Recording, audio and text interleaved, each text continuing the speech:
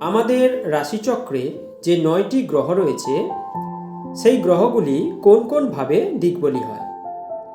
রবি দশম ভাবে দিকবলি হয়ে থাকে এবং মঙ্গলও এই দশম ভাবে দিকবলি হয়ে থাকে। চন্দ্র হচ্ছে চতুর্থ ভাবে দিকবলি হয়ে থাকে।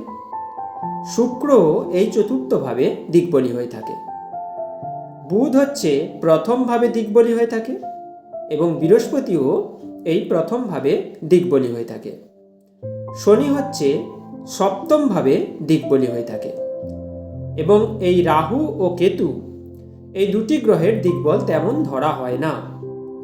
কিন্তু যেহেতু রাহু হচ্ছে শনির করুলার এবং কেতু হচ্ছে মঙ্গলের করুলার, তাই এই মঙ্গল এবং শনি যেই ঘরে দিকবলি হয় সেই স্থানগুলিতেও এই রাহু কেতুকে দিকবল হিসেবে ধরতে পারি।